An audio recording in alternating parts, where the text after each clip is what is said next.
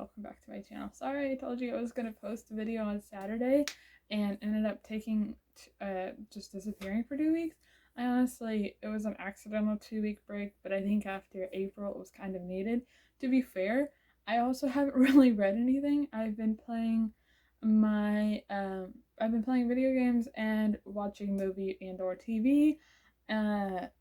So with that being said, I think it's time that I finally get my April wrap up even before it's a month late. So the first thing that I'm going to be doing is that since I participated in Mythathon, I have taken the time to write down on a piece of paper my Mythathon challenges that I completed, and I will be reading those off first, and I might briefly give opinions on books, but otherwise I'm just going to move through. There is 30 books to get through for April, and then I will also talk about the 2 books that I partially got through in the month of April. So the first challenge that I finished was not my first challenge.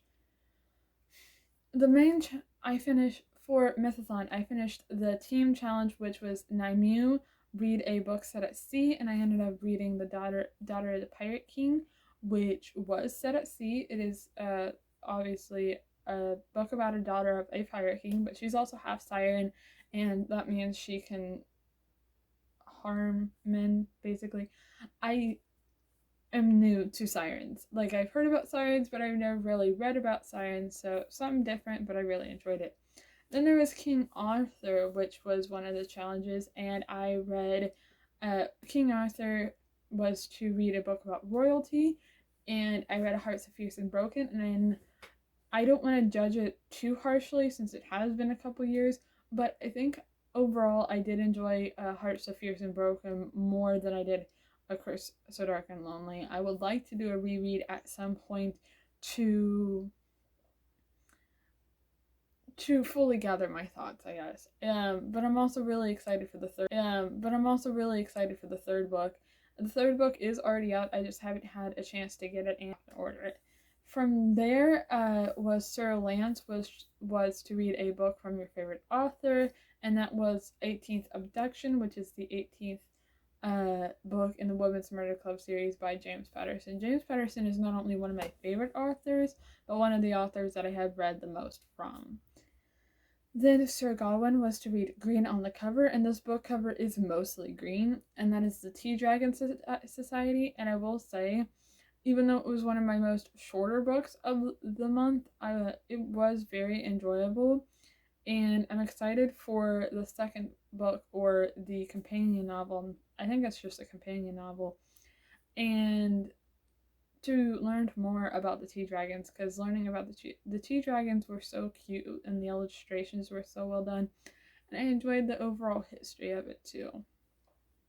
Then we had Sir Boris, which was to read a sequel, and I read Saga Volume 6, and Saga is Romeo and Juliet in space with crime, because the main 2 characters are 2 different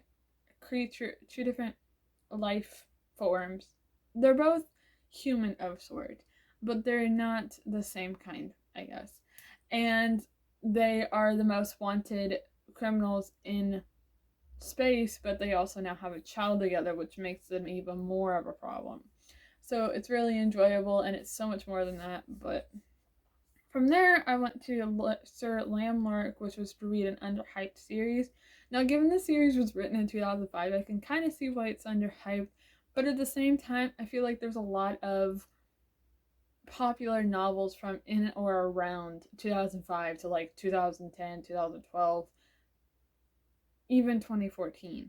And I just feel like this one slips through the cracks a lot. It is a middle grade, and that book is Among the Imposters. The first book is Among the Hidden. Among the Hidden is about illegal third children, and that basically means if you have a third child, they are illegal, and you either have the options to send them off somewhere or have them killed, is basically the only option. And God forbid if you have a fourth or more child. Sometimes you can't help that, but it's just not advised in this world. And I really enjoyed again, it's been quite a few years since I read Among Among the Hidden, but I think I reread it last year. But either way, from what I remember, I did enjoy the second book more than the first book, but it kind of makes sense. But at the same time, I'm just excited to see this world from this angle, not just a third child at home, but the angle that it took and the advancement we took in the third book. It was also really interesting to learn more rules from this world and how that works and the overall system and how very gruesome it actually is. Then from there, I read, for Mythathon, I did Sir Percival, which was to read a shiny cover, and that was Grim Lovelies. Grim Lovelies is, I originally had said something about that I knew it took place in Paris, and that it was a mystery. Well, Grim Lovelies was about these beasties that used to be human, and then there are witch that gets killed, and so they have essentially until midnight to figure out to make sure that they don't turn into animals again. The adventure was really well done, and the timing was done. I think the talk about trauma was really well done, and how trauma kind of blindsides you, because eventually at some point it comes normal, or if you've been taught that way since you were little, it's normal to you, and it's not a good thing in all actuality. I thought that conversation was handled real well. And then Sir Kay was to read a book with a significant sibling relationship. And Come Tumbling Down definitely had this. This is a sibling relationship we had from previous books, but that had previously been a side story arc kind of thing. And for this one, it was a main story arc, and it was really exciting to see these siblings come back, but it was also really heartbreaking because of what had to happen. And one of my favorite characters, I was hoping they wouldn't have to make the choice that they had to make. And then last but not least, for Mythathon, I have Sir Bedivere, something pointing on the cover, and I read Dread Nation. Dread Nation is probably going to be in my top 10, if not my top 5 for 2021, and I know it's pretty early to be saying that, but Dread Nation had so many conversations along with being entertaining. It was entertaining and fun, but it also had the conversation of racism. There was a conversation of owning people. There was a conversation of abuse. There was conversation of having to hide who you are, what you are, your opinions, what you believe in, that kind of stuff, for your own safety. Granted, it was a very minor conversation, and then even though the character doesn't fully say it, you can tell there's a conversation about being closeted. And as this book takes place in an alternate Civil War situation, homophobia or like being gay was just not in the question, and I thought that was a really important thing to put in this book. But luckily it didn't feel like conveniency, like it just wasn't thrown in there just to be convenient, to be like, oh, I have a gay character in my book, because I hate when that happens. But that is all the Mythathon challenges that I completed. That means I completed all but 2 of them this month, which makes me really happy, because I was worried that trying to do 30 reads in 30 days was not going to clash well with also another month-long readathon. Anyways, now here's the rundown of the other 20 books that I read in April. Let's go.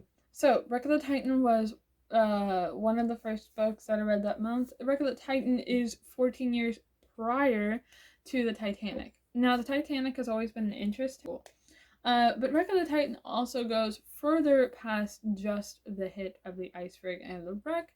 It goes into some interviews and diving more into details, and it was really eerie to see what was similar and what wasn't.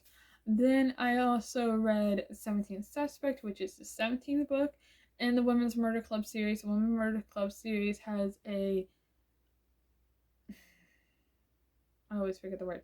person who does autopsies, lawyer, cop, and a writer for a newspaper that all get together at a cafe to solve mystery, at least one case together.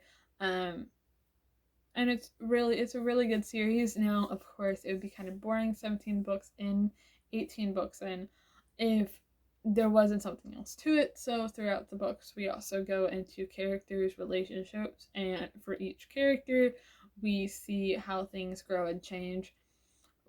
In the morgue, when she's doing autopsies, and how, rules change, people change. There's always new interns coming in and out. How the police station changes, a bunch of little stuff, but it's all really entertaining. Then I read Midnight Sun, which was like my one star, 1.2 star read this month. I did not like this book. It creeped me out, it grossed me out, and 90% of the time I was uncomfy. Then I read Call of the Wild, then I read Walking Dead Volume 24, which the ending was unexpected, and I was really hoping that our characters would be safe. They aren't. And a character that I thought was done for, like we were just putting him in a box, putting that box on a shelf. And evidently not. Evidently this character has switched sides from being bad to going to good, but I still don't trust that character. Then one of my 3 children's books that I read this month was You Are Only Old Ones by Dr. Seuss. I still love Dr. Seuss, evidently. Then book number 7, which was Sacred Journeys, which is on my crammed shelf, so I forgot to grab it before recording this video, but I'm also kind of scared to get it down. And Sacred Journeys, which was good. It's definitely a nonfiction, and it's definitely a Christian novel, which is outside of my realm of normal reading, but it was I still ended up enjoying it. Then from there, I read A Conference of Birds, which is the second to last book. I can't remember if Miss Peregrine has 6 books or 5 books. 6 books. It was the 5th book in the series, and that cliffhanger made me glad I had the next following book behind it. Then I read Lord of Shadows, which is book 2 in the Dark Artifices series, and I ended up really enjoying this. I am sad that I am on the 3rd book where this series leaves us, because I know, if I remember right, there's going to be more of these characters later on, which I'm really excited about. The Desolation of Devil's Acre, which broke me utterly and completely. I believe it's in the 2-week vlog that I showed that. Man, I don't cry a whole lot, and I don't cry about series and or books a whole lot. But this was one of those series endings, and I know it's probably coming, that absolutely broke me and hurt my heart, but I still enjoyed it. Then I read With a Fire on High, which I really enjoyed. It's one of those books that I wish I read sooner. And I also kind of, even though the ending wrapped up because it is a standalone, I really wish that there was a sequel just for funsies. Then one of my rereads I did this month was Harry Potter and the Goblet of Fire. Not my favorite book, but I still enjoyed it. It's not my favorite book in the series, but it's still like a solid 4-star. Yeah. Then my other reread that I did in preparation for the sequel was The Dreadful Tale of Prosper Redding. There was a lot of things I didn't remember. So I'm really glad I went back and reread it, which is something I normally don't do for sequels. And because I'm pretty good, I have, not to brag, but I have a good memory, and there's a lot of little details that I feel like that would be important to book 2.